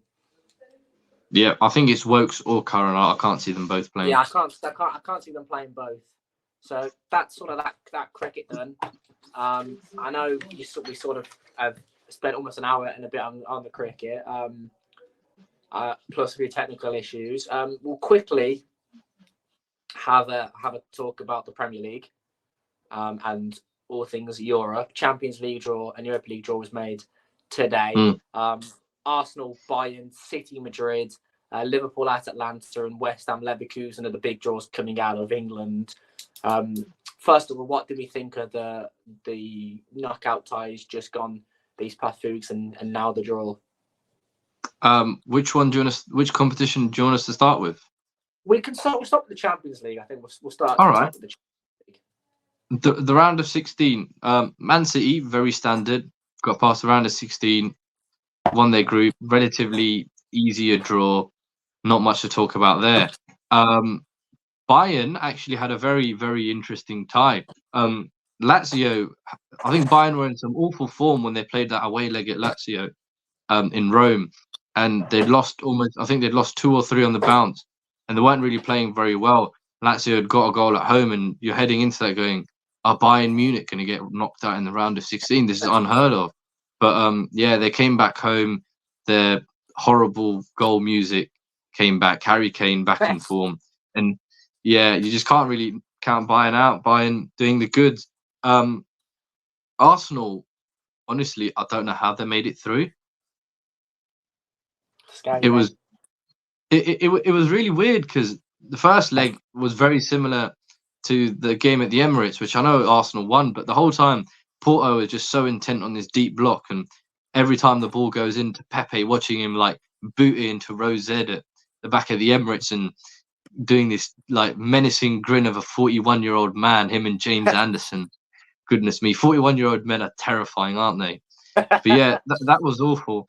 But to be fair to Arsenal, they got to the penalty shootout just about, and so did Porto. Were banking on it. Arsenal held their own, showed that they're top quality players. They can hold under pressure, and they're going to need that pressure as we'll get onto when they were going to play Bayern Munich. Barcelona Napoli. That was a very interesting tie. 1-1 in the first leg, all set up for the second leg. It was kind of, I don't know, a bit of an anticlimax at the beginning because both teams were awful form. Napoli are in their third manager of the season. Barcelona, Xavi just like basically given an announce that he's going to leave at the end of the season, a bit like Klopp, but in different circumstances. Klopp's at the top of the league. Xavi's, I think, second or third now, and just well behind Madrid.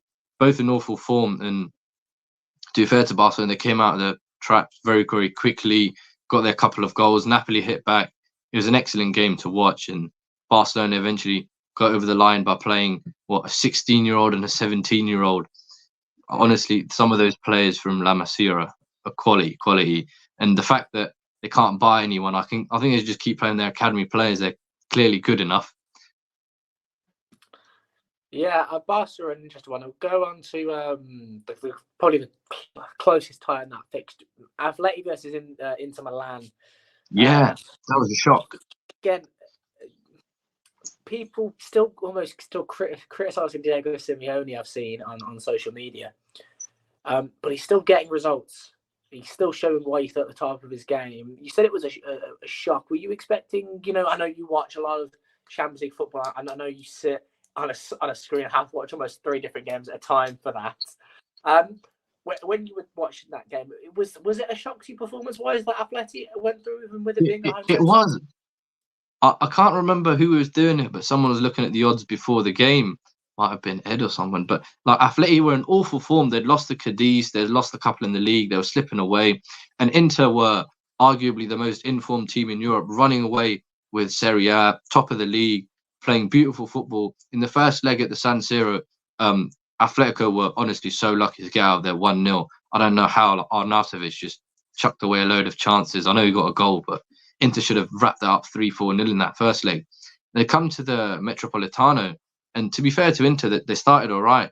But it was a brilliant game back and forth until right at the end where Atletico in the last 20 minutes really ramped it up. And there was a point where it was like Atletico, they had one chance right at the end, one on 10 yards out. I think it was Griezmann or someone just blazed it over the bar.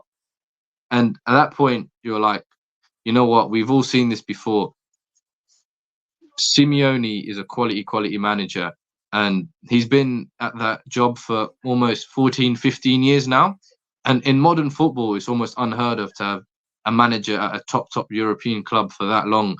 So it just shows the quality of the man. Keeps producing goods year in, year out. He hasn't got the same, resources to work with that Barcelona or Real Madrid have, but he keeps doing it, and fair play to the man. Big shock, surprise, one of the most informed teams in Europe. Absolutely. And, we now look to the quarterfinal stages. I mean, these are some of the nicest and almost juiciest draws we've seen in a while. There's not a favourite, outright favourite perhaps going into each game. They're all very close. We've got Atleti versus Bayern. Gemma, who's been on this podcast before, she was doing stuff on her socials earlier, really her predictions given the game, and I know and I know a lot of the Arsenal fans were almost excited that they got Bayern. A bit of redemption, Why? but also I know Harry Kane. But also this nervousness that Harry Kane's going to absolutely bat them out of the park because he will. But there was this overconfidence in them that they were like, "Oh, we've just beat Porto. We're gonna batter Bayern." And it's incredible with Arsenal fans how so confident they are going into the last round of Premier League fixtures and with this that they're gonna walk it. It's incredible. But to be fair, as a fan base, you'd rather be confident than going into every game going, "Oh, it's Bayern." You can't do that all the time because it is Bayern. But it'll be hilarious if Harry Kane scores his 5th goal and they're like 7-0 up at the Allianz Arena, and for the 7th time that night you hear and like, what were the scores the last time Bayern played Arsenal in a round of 16? I think it was like 10-2 on aggregate. I think that was it. They scored 5 goals in both legs, and they just tore right. 10-2 on aggregate in 2 years, blood. I got to Yeah. this. Yeah, it was hilarious. But this Arsenal team is a lot better. They should be able to hold their own. I still fancy Bayern. It's Bayern, guys. But I think Arsenal on their day they get it right, and Bayern aren't having the best season. There's a lot of you wouldn't say there is turmoil behind the scenes. They're still like close to the top of the league. But a Bayern, if you don't win the league every single season, I think last season they sacked Nagelsmann.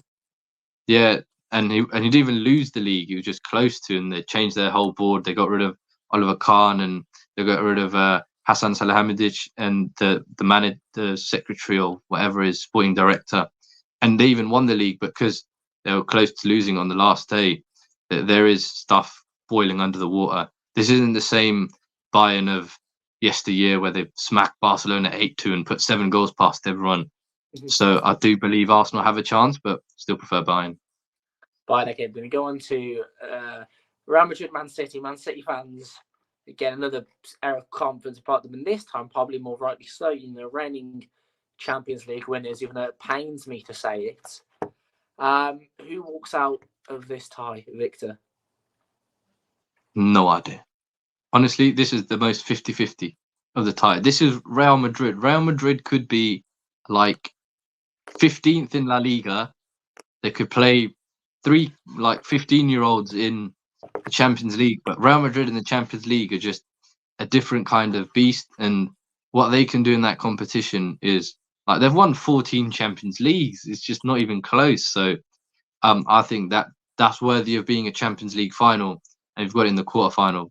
50-50. I'm torn. I can't decide. Torn in the middle. And then we go to a tie which, it can be a quarterfinal, it can be a semi-final, it can be Europa League tie, it can be anywhere across the Europa board. It's probably the weakest game of the 4 just because of the squads and how excellent and how talented the other 6 teams are. It is Atleti versus Dortmund. And then you've got Paris versus Barcelona. How do you see both those ties going? Yeah, I think the brackets turned out interesting because on one side you've got Bayern, Man City, and Real Madrid, and just about Arsenal. So that side of the draw, there's 3 Champions League finalists there. On the other side, you're looking and going, hang on a minute, Atletico, Dortmund, Barcelona. Oh, he's gone again. Gone again. Sound.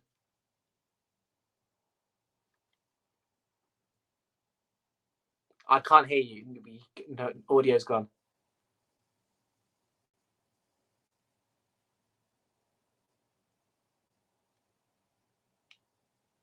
How about now? Well, here we're back. Oh, are we? We're back. We're back. Yeah, we're back. What was I saying? Yeah, the one side of the draw has turned out really weird, where Bayern, Arsenal, not Arsenal, Bayern, Real Madrid, Manchester City, 3 possible finalists. The other side, PSG, Atletico, Dortmund, Barcelona. One of them gets to the final. It's a big thing for them. So I do think it will be very interesting. I think Atletico have that Champions League pedigree. Diogo Simeone knows what he's doing. I think they'll get across the line. And for the other side, I think it will be very, very interesting tie because neither team are at their best. But I think Mbappe last season at PSG, we all think, unless he signs another contract on the last minute again, but we'll assume it's his last season. I just think that I know Barcelona did really well defensively last game. Their 17-year-old defender, Pau Cubarsí, oh my God, he's quality player. But I think Mbappe and Dembele on the wings, the pace they have, they'll just, I can imagine they'll put a few goals in that Barcelona net.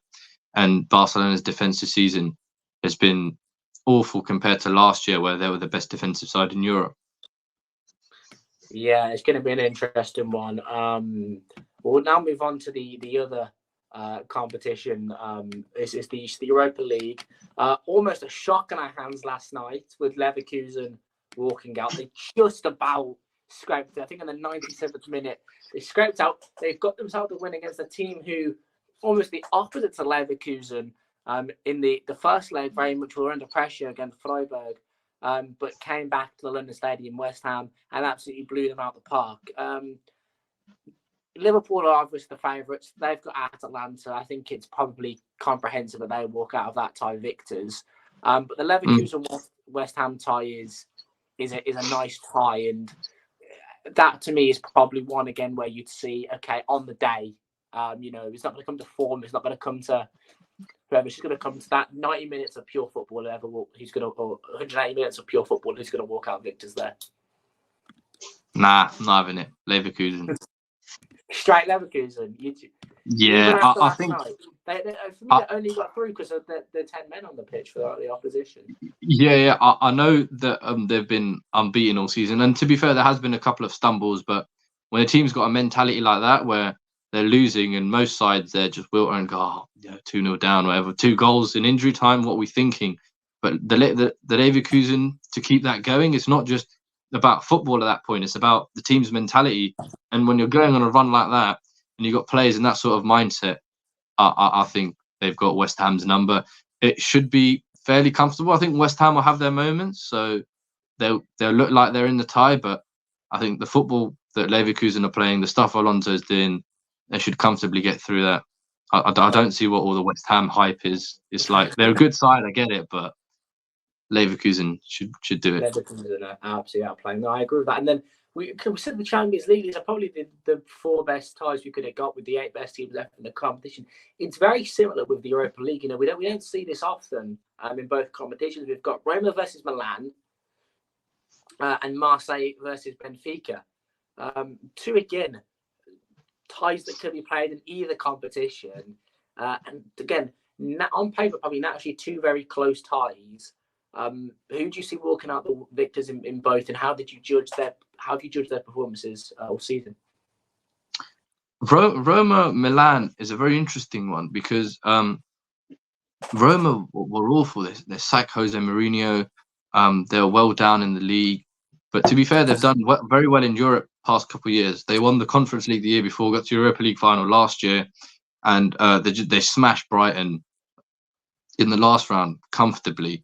So I think Roma on European nights like that, they can put a bit of a stick in. But I think the quality that Milan have at the end of the day, Rafael Leao, just the rest of the squad, even Giroud scoring goals. If AC Milan are anywhere near their best, they should be getting past Roma. But as it always is with an all-Italian tie, you never really know, do you? No, not at all. And then quickly, Marseille Benfica. I don't actually know. Marseille were doing really well at one point in the season. They were awful in the league. There's a point during the group stage where Aubameyang was just banging in goals for fun in the Europa League group stage. But I think Marseille will get over the line there. Their atmosphere at the Velodrome's great. They've always got good fans coming out. Apparently, somewhere with Benfica, one of the teams that Marseille played recently, the schools had to be shut because they were just that terrified of Marseille fans causing chaos or something like that. But yeah, I'd like to see Marseille go through. Absolutely, madness. So sort of Europa League ties. Also, we've got a lot of FA Cup ties coming this weekend. We'll cover that sometime later this week. We'll look back at that on our Sports Review show when it comes back. Because we've been going for a while here already. We've also had England squad announcements. Quickly, I want to get your thoughts. Two things before we quickly switch on to the final subject. Is that England squad changes with no Calvin Phillips and no Ben White? Of course, him saying he doesn't want to play for England at the moment. That's what weird. do you make of that, and what do you make of this squad Southgate's pick for these against Brazil? Is it the right choices with the inclusions of the likes of Gomez, Branthwaite, and all that?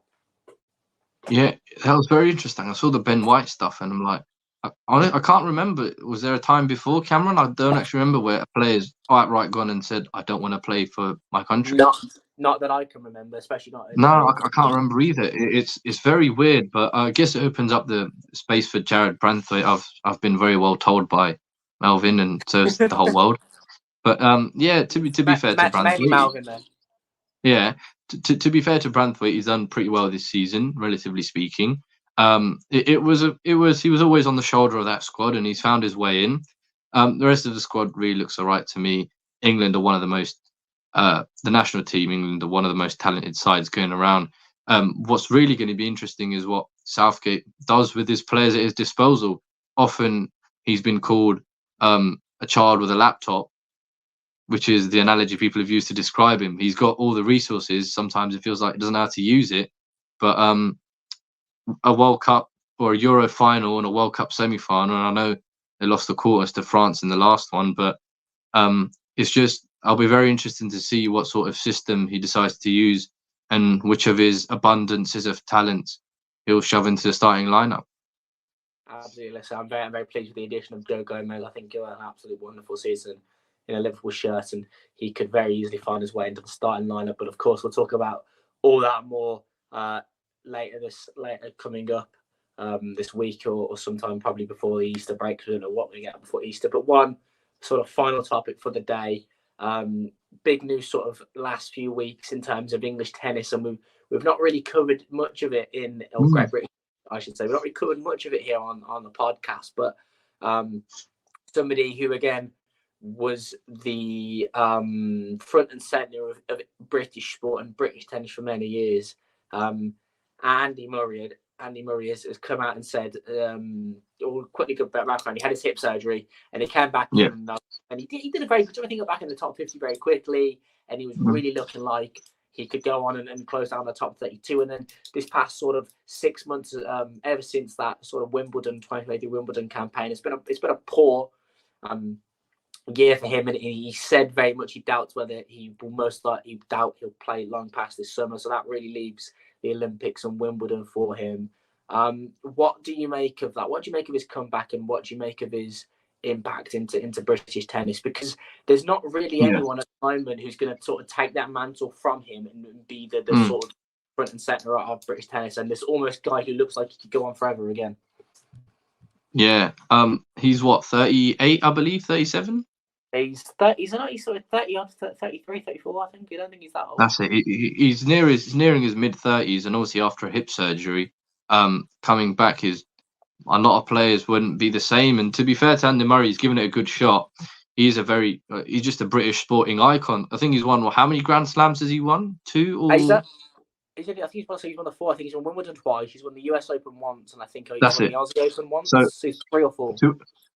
To win 4 Grand Slams in an era of Federer, Djokovic, and Nadal is unheard of, and no one else has done it. So he really is a British sporting icon, and he deserves his right to go out on his own terms.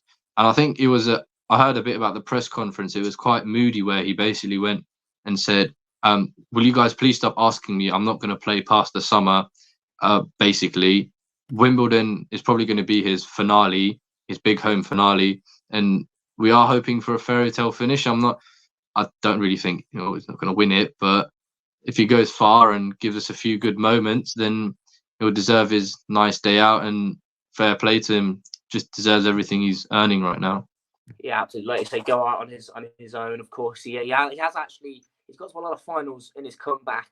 And and almost has just lacked, like we see with a lot of great sporting icons. So for so many years we've seen a lot of British superstars almost be the epitome of comebacks, so the likes of Ben Stokes in the cricket, Andy Murray in the tennis, John Higgins in the snooker. So many of these British icons are just, you can never count them out of a game. And it seems to be now that they're slowly fading out with Murray, but he has won a trophy in his comeback. That was his aim, to get to a trophy. He was hoping to have a run in a major and win a few ATP tours. He got to a few ATP tour finals. He won the Challenger Trophy for the first time in about 14 years. So not the comeback he would have envisioned all those years ago, but a comeback where it's allowed him to go on a tennis court, and it's allowed the British public and the British fans to say thank you, basically, to an absolute servant of the sport. Because if it wasn't for him and his success, I don't know where British tennis would be in comparison. Yeah. Fair, exactly. He's made tennis one of the big sports in England, and rightly so. His name carries, and he deserves to go out exactly how he wants at Wimbledon, I'd imagine, unless injuries make sure he don't even reach that. But let's hope not for that. He now finds a second win and starts going on runs in big tournaments. I don't think his hips would allow that. But he might want to. It'll be one if he goes on a big run in Wimbledon. He might give it another one, but he also might go, no, I've had a run here. Let's go on a high. I know. Also, you mentioned earlier. We speak about that big proverbial three. I want to quickly, before we get on to Nadal. For you, is and this is one of the biggest debate. We've got the big three of Djokovic, Federer, and Nadal. Is Andy Murray a part of that, and is it a big four? Because for me, he has always taken the likes of Djokovic and Nadal to Olympics. I know he's not won the ranking events they've had, but in terms of ability, he in the matches he's up there. But is he a part of the proverbial top four? Or is he like in a category of his own, just below them and above everyone else? Yeah. I think it's that where to be in that category of the top three, there's a lot of very, very talented tennis players out there, but what separates the top three, Nadal, Djokovic, and Federer, is just their serial winning, the mentalities they have. Djokovic, he's still winning nowadays. He just never seems to lose. Yeah, his mind is insane. This guy he's allergic to losing. But yeah, to be in that sort of category, you've got to have the numbers. And no doubt that Andy Murray is, if not as talented, very close to being in that talent group. But you've got to have those numbers to be in that group, which is, as you see, there's only three of them going around and a very select group. So Murray is just below that, but there's no shame in being there when you've got Djokovic, Federer, and Nadal ahead of you. Absolutely. And like I know you wanted to speak about Nadal. He has very much drawn back his schedule now as well. With Federer retiring a few years ago now, and Murray on his way out, and now seemingly Nadal on his way out. This is truly an end of an era for world tennis, and I don't know if we'll see the likes of the popularity again. What do you make of Nadal, and what do you make of this era of tennis that we've been so glorified and so privileged to be a part of? Nadal really is like I don't want to say the Ronaldo figure, but he's like the star boy of tennis, isn't he? The long hair, the left-handed Spanish guy, just hits it. He's just won loads, and I think this trio of serial winners, obviously Federer's gone out, Murray's hips have gone, Nadal, I'm not sure how much longer he's going to be there for, or how much longer he's going to be. Yes, I wasn't worried. I've been seeing him pull out some shots at his age that he shouldn't be pulling out. Yeah, which is probably not a good thing, but but as you said on like the popularity of tennis, I think we're in a good space, because what those three have done for the sport is incredible. What they've provided in terms of competition, in terms of viewership, in terms of just a spectacle, and I think that the new guys have come in at a right time.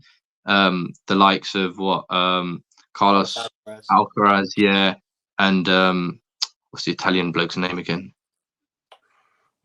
I know exactly who you're on about. His name escapes me. I know exactly who you're on about. Why don't I know his name? He beat him at the ATP finals, and he won the Cup. Nah, never mind. But yeah, I do think Yeah, there are a lot of good young tennis players coming through, and I think this next era is quite safe. perfect. So real nice discussions today. You know, the England cricket, the World Cup. You know, we've actually been able to talk about a bit of tennis, and we are very much, I think, seeing a golden era of world sport fading. In all sports. Just a cycle. But it's a cycle that I don't know. And you look at every sport in the world. You know, you look at the football, the rugby, the cricket, the snooker, the tennis, F1, everything. You know, I don't know in my lifetime if I'll see something ever like what we've had the privilege to see again.